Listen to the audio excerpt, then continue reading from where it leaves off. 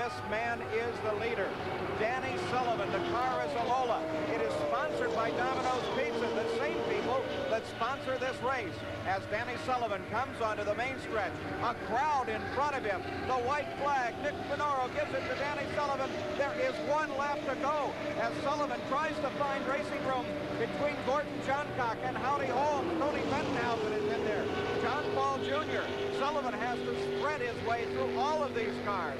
One lap to go for Sullivan. Can he hold on? Boy, it looks like he can hold on, Paul, but I'm going to tell you something. That was really touchy. He didn't like it going the first turn. So Danny Sullivan leads. There's the third place car, Bobby Rahal. Rick Mears is now trying to close up on Sullivan. They're going to race right to the finish. Mears behind Sullivan. They head for the third turn. Rick Mears sets him up. Mears comes lower. Sullivan being pushed to a higher line. Now Mears starts to charge. Slower traffic. Chet Phillips just in front of him. Mears gets bottled up behind Phillips. And Danny Sullivan wins the Pocono 500. His second hard victory of his career. And he wins the Pocono 500 as a rookie. Looks like Bobby Rahal. Well, in the money's one category. And by the way, Sullivan will make almost $60,000 for winning here today if he can hold on. And he takes the white flag. Less than a circuit of this racetrack, and the third victory of the season for Danny Sullivan from Louisville, Kentucky. He sets the car low into turn number 2. The closest car ahead of him is driven by Michael Andretti, and that will present no problem to him. Here he is off of turn number 3. Down the straightaway, crosses the line, waves his hand, and Danny Sullivan has won the Molson Indy 300 from St. P, Quebec. Danny Sullivan driving a car that crashed. He made contact with Dick Simon to be on these last couple of laps. And once again, what do you think? Penske's cars are, with just a couple of laps to go, now 2 laps to go, running first and third, just as they did at this point last year, Jim, in a race which of course was run by Rick Mears. This year, it may be Danny Sullivan. But he has now lengthened that lead to 2.4 seconds. The next time around, he will get the white flag, indicating 1 lap to go for the leader. Just 1 to the checkered flag. Looking around inside the car, it appeared there. Yep. Sullivan has worked as a janitor, a cab driver in New York, a hand on a chicken farm, a waiter, a lumberjack, a sod cutter, but I don't think he's ever worked at a job quite like this. The winning of the Indianapolis 500. Here comes the white flag, 1 lap to go. For the 35-year-old who, at the point you make so well, Sam, he is known as the swinging bachelor of the circuit, but he has paid his dues. All the menial jobs he had with 13 years of racing behind him.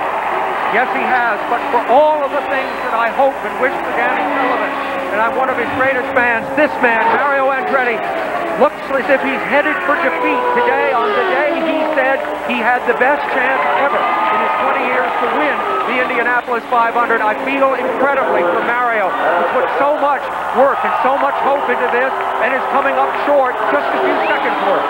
The old American hero will lose the race. The new American hero is Daniel John Sullivan III of Louisville, Kentucky, who has won the Indianapolis 500. Mario Andretti finishing second. Roger Penske, the crew chief. Now is the time to celebrate. They didn't budge a muscle until he had crossed the start-finish line, that yard of brick, for the last time. The Roger Penske team winning for the 2nd year in a row. Yes, changing of the guard that you spoke of earlier, Jim. Now personified the face of this man, Danny Sullivan. The top 5 then, Danny Sullivan, 2nd Mario Andretti, 3rd Roberto Guerrero of Colombia, 4th Al Unser Sr., 1 lap down, and in 5th place, and quite remarkably, Johnny Rutherford, who came from... Makes his turn into the right. Nick Finoro is looking for him. Here's Danny Sullivan on the stretch now, and the white flag signifying 1 more lap for Danny Sullivan. A little under 2 miles to Danny Sullivan and victory. Al Unser Sr., if he can hang on to the position, everything goes well, is very, very close to his national championship. Well, it'd certainly be a fitting thing if he makes it, Paul. He just put on a late race charge that was second to none. I mean, he's really come to life all of a sudden. So the Penske team with one terrific day. They're leading the race. They're leading in the national championship. There is Danny Sullivan working his final round here at Tamiami. And what has been a wonderful afternoon. The Miller American number 4 working perfectly, flawlessly throughout the day. And Danny literally throwing that car back and forth across this wonderfully prepared surface. We've always said he's a late race charger, and he's certainly come to life. He's just annihilated Ray Hall later on in the races. It looked like early like he couldn't even touch Ray Hall. So we watch for Danny Sullivan as he screams for the line. He's on the pit straight. The checkered flag is out, and Danny's done it. Hollywood, Danny Sullivan picks up his second win of the season. The Penske team has done it once again. Now we watch for second place. Bobby Rahal is well back in second place as he comes for the Rhine. Here we watch Al Unser Sr. The question will be, too, do they have enough fuel to make it to the finish, or does he have to pop in and out on the last lap? Well, Paul, he really was in at a good time. I don't really think that's going to be a factor. The white flag is out. Now we're on the last lap. One lap to go. Fittipaldi certainly will stay out as Danny Sullivan has already started the last one ever since Fittipaldi streaks across the line. 7 seconds behind. Danny Sullivan looking for a victory. Looking in the Fittipaldi pits now. They're wondering what they will do. Will they come in second? Will they catch the leader? Will Danny Sullivan hold for this full lap? Sullivan on his final lap at the Meadowlands. Well, he is going to have enough fuel, that's for sure. I think the clutch of the transmission is going to hold out. Or no clutch, at least the transmission. There's Peggy Sullivan, yep. Peggy Sullivan, Danny's mom, as she is talking Danny around this last lap. One happy lady. Danny Sullivan looks for his 6th IndyCar victory, the 1985 Indy champion. A 46th victory for the Penske team, if only they can get it done. And for Chuck Sprague, the crew chief, it would be a 3rd win. And here he comes down the last straightaway. Coming down not too far from the finish line, Paul. Danny Sullivan, a final burst of acceleration. Here he comes on the main stretch. The twin checkered flag from Nick Bernoro. And Danny Sullivan wins the 3rd run at the Meadowlands. Danny Sullivan wins it here in the Miller American. Emerson Fittipaldi across the line in 2nd place. You can even see the wrapper still up on his rear wing. There's the Penske team. Roger Penske in the white. Then Mario is 3rd, followed by Mears and Tom Steva. In 6th, 3 laps down now is Raul Boisel in car number 22. Then Jose Legarza is 7th. 8th is Al Unser Jr., 4 laps down. 9th is Randy Lanier, and in 10th position is Johnny Rutherford. Also out there in competition still, Rick Miskiewicz in car number 16, and Dale Coyne in number 19 apparently has dropped out of the race. So 11 cars still out there on the racetrack. And Nick Bernoro has displayed the white flag. We're only showing 86 laps off the computer, but the white flag has definitely been displayed. Danny Sullivan is on his last lap, which he certainly hopes to be a victory lap. The attrition, we must say, was not nearly as severe as we thought it was today. Here comes Sullivan coming around. Long front stretch to get up to about 175 miles an hour and look for checker. He's at the end of the main straightaway. Only 2 more turns to negotiate, and Danny Sullivan will have this victory in his back pocket. There he's around corner number 11. Now corner 12. He's on the straightaway. He raised his hand. The checkered flag is out. Danny Sullivan wins the Budweiser Cleveland Grand Prix, his 2nd consecutive IndyCar victory. Michael Andretti is in 2nd place. He is about 40 seconds behind, so he has got... He finished 13th at Long Beach, was 23rd at Indianapolis, and was 2nd in the most recent IndyCar race at Milwaukee. There's the white flag. 1 more lap to go for Danny Sullivan. We'll follow him around. He goes through the chicane now for the final time. Everything looking very well, although fuel can run out of that car anywhere on the racetrack at any time. We'll see here, because he's making a hard right-hander, and now he'll make a left-hander, and if it falters at all, that will tell, because you can slosh the fuel away from the pickup and get a stumble, and the car is running strong, so I don't think he has any problem. Moving through turns number 5 and 5A, now on to the backstretch for the final time. Danny Sullivan, originally from Louisville, Kentucky. Former winner of the Indianapolis 500-mile race. Now accelerating and braking rather, and downshifting for turns number 7 and 8. Here he comes through the final corner, number 9. He can coast. Danny Sullivan has it wrapped up from here. He stands on the throttle. The fuel is there. The checkered flag comes out, and Danny Sullivan has won the Budweiser G.I. Joe's 200 from Portland International Raceway. There's his happy wife, Chris, who keeps the charts and watches his progress throughout the race. That's not her name, is it? No. Okay, what is it? Julie. That's Julie. Okay, Julie. And it is her girlfriend. And put one more lap to the lead for him. So if he gets real tight, Danny won't give the race up. He'll let him go.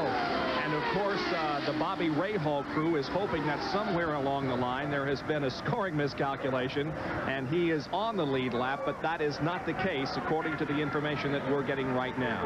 Danny Sullivan is on the lead lap by himself and is about to receive the checkered flag. He moves into turn number 3, keeping the car in the middle of the racetrack. He comes off of the 4th corner.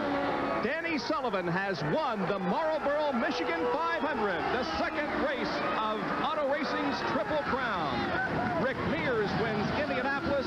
Danny Sullivan wins at Michigan, the 3rd leg coming up 2 weeks from today at Pocono International Raceway. So there is the winner of the race, Danny Sullivan. Not with Chevrolet, but with Cosworth's engines. Yes. 1 lap to go. The white flag is out for Danny Sullivan. Can he get through this lap? The tires have been a problem, but Sullivan has been very smooth throughout the day. Michael Andretti is 12 seconds back, so if there would be any stutter at all in this machine, Michael could close and charge. But Danny Sullivan seems well on his way to a checkered flag and well on his way to a victory for Roger Penske as he scores it. Sullivan wins for Penske at Penske's own racetrack. The fuel held out, the tires held out. Danny did a good job. They played a team. They beat Mario and Michael just because of the teamwork. Michael comes across the line, finishing this race in 2nd place. Mario, if he maintains position, will come across. And probably late into the night, as regardless of what happens at Miami, at Tamiami Park, the first weekend of November, Danny Sullivan will go into that race knowing that no one can knock him off of being the national champion for 1988. We're on the final lap of this race. Sullivan into turn number 2 in the new portion of the race course. This is the last time that he'll move through this area of the track at competitive speed, at least. Danny Sullivan knows that now less than 2 miles away is that checkered flag and the crown for 1988 in IndyCar racing. This will be his 4th win of 1988. Alliser Jr. has 3 wins. Of course, Danny was tied with him going in, but this will put him also at the top of the most races won category. Off of turn number 5 now onto the old section of the race course, headed uphill, and now braking at the top of the hill, turn number 7 down through the corkscrew for the final time. Danny Sullivan can almost coast to the finish line now because this is all downhill, or almost. Somebody is coasting. Very slowly there on the outside of the racetrack, as Sullivan now will brake hard for turn number 11 for the final time. Here he comes. He's not taking Sullivan. any chances of pulling up inside to try to pass somebody. He's going to glide across and take that checkered flag from Nick Fenoro, and there it is. Danny Sullivan from Louisville, Kentucky wins the Champion Spark Plug 300 and wins the national driving title for 1988. There you can see him waving to the fans, the thousands of the fans who have gathered here for this race weekend at Laguna. Danny Sullivan comes home on top. What a feeling. Right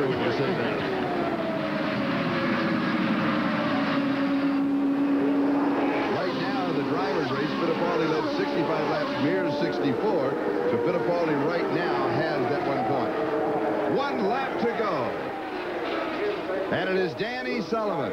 And now he leads Rick Mears by just over 3 seconds in the final lap. 3 turns at Pocono, the longest lap of the afternoon for Danny Sullivan. Well, he's probably feeling pretty good right now. He's got some traffic in front of him, though. He's got to be careful. Anybody makes a mistake in front of him, and, you know, he gets a bad result.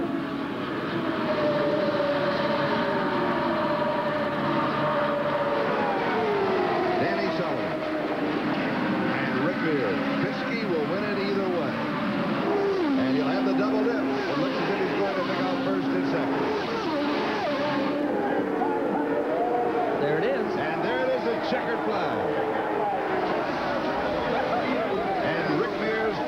seconds. That is the 12th career IndyCar victory for Danny Sullivan.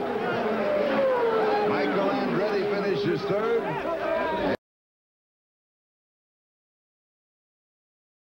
His third championship here at the Budweiser Cleveland Grand Prix. I would say this is probably one of Sullivan's hardest races. There's the white flag. They're just starting their final lap. Sullivan goes by the starter stand. Nick Finora waves that white flag. But I would think this is one of Sullivan's harder races. They have been flat out through the whole event. They had that long yellow period, but Sullivan has had to fight all day long. See the turbulence at the back of Danny Sullivan's wing. Don't forget, the Olympic Festival is next here on ESPN. And Danny Sullivan on his final lap. Bobby Rahal out of contact with Sullivan. Fittipaldi not in contact. The top three positions should come to the line without any problem whatsoever. And Danny Sullivan driving for Marlboro and Roger Penske at this Penske Speedway track is on his way now toward the checkered flag. Nick Finora has it in what has been a very long afternoon. There's Danny Sullivan on the pit straight now. A right turn, a left turn lie just ahead. We're looking at Danny Sullivan as he makes the final turn, and the checkered flag is just ahead. It's Danny Sullivan's 14th career win, his 8th on a road course, and of course his 3rd here at Cleveland. A good day for Sullivan comes after his pole position at Portland. He has his troubles. Remember the Detroit problem when he was the only one that could challenge It's feasible Michael. that Rick did not see that yellow. It'll be interesting to see whether the kart officials call that as a pass under yellow flag. Rick very definitely came by on the caution, and Michael tried to point it out to him as he moved past. So now it won't make a difference in the points, though it could have made about a $115,000 difference as we come onto the white flag lap. Watching Danny Sullivan, he's led all the way. Not only will Rick want to know what's going on, but I guarantee you Michael Andretti is on the radio now to his team manager saying, let's get this thing sorted out because he should not have passed me on the yellow flag situation. All right, let's see if we can get an audio update. Here's Gary Gerald. And indeed, they've registered the complaint with a kart official. Michael on the radio said he passed me on a local yellow. Michael, not happy, Paul. Well, there was very little question about it when you look from the onboard camera. But now we watch Danny Sullivan as he takes the Penske colors around for the very last time, climbing to the top of the hill. This is certainly going to give him some negotiating room when he starts talking about his ride for next year and whoever it may be with. Lyondike just getting under Eddie Cheever for 9th place. So Ari Lyondike still battling with Cheever as they come to the line. Oh, look at Cheever get sideways under acceleration. Tries the inside, tries the outside. And still trying them as they come through, too. They come down with slower traffic line just ahead. And Cheever locks the brakes into the corner. Comes wide on the corner, and Lyondike has a position. And there is the checkered flag for Danny Sullivan. And Sullivan from green to checkered leads it all the way at Laguna Seca. What a perfect copybook weekend for Danny Sullivan in a situation where he's in heavy negotiations for his ride for next year. He's now said to everybody, I was on the pole, look how dominant I was, pay me what I want. Yeah, this race to bring him a little bit. He is going to be a very bad guy around the Gallus-Craco team. Well, he didn't do it intentionally. No, of course he didn't. I understand. Racing is very close. The white flag comes out. There is just one more circuit to go, 1.59 miles. Danny Sullivan has the lead here. This is one of Ray Hall's chances. He doesn't take it as they go into the first turn. Now they will have to single file. Maury Cranes watches his car. Debbie Rahal keeps track of her husband. Now they move back, heading for Seaside. That is the last reasonable chance that Bobby Rahal will have. His objective will be to try to move to the inside at the end of this straight and outbreak Danny Sullivan going into the corner. Here is Rahal. He makes his move darting toward the inside. He can't get it done there. Very little opportunity now. It would be a remarkable maneuver if Rahal could get past.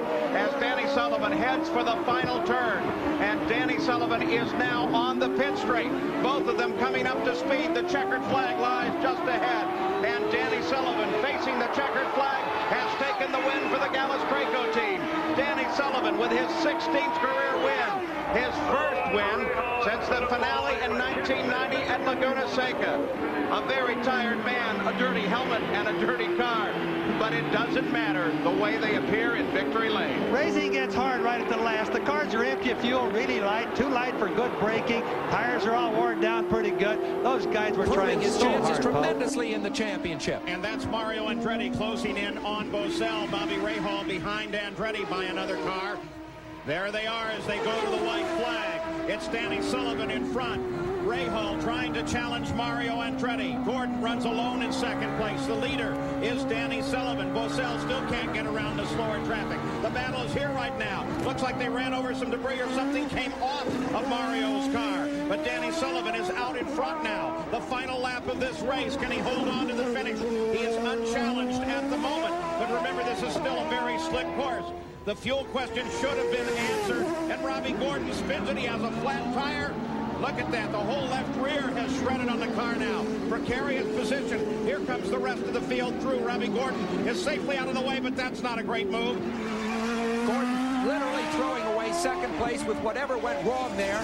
Dramatic, like Milwaukee last week where he threw away third place with just a few laps to go. And Floyd almost biting his nails in the pits there as now Danny Sullivan is unchallenged at the front of the race. And the checkered flag lies just ahead. The courts marshals are out trying to get Robbie Gordon out of the way. Andretti continues to hold off Rahal. Here is Danny Sullivan as he makes his move into the final section of the race course. And Danny Sullivan has taken the twin checkered flags here. Danny Sullivan is the winner on Belle Isle in the ITT Automotive Detroit Grand Prix. His first win of the 90th.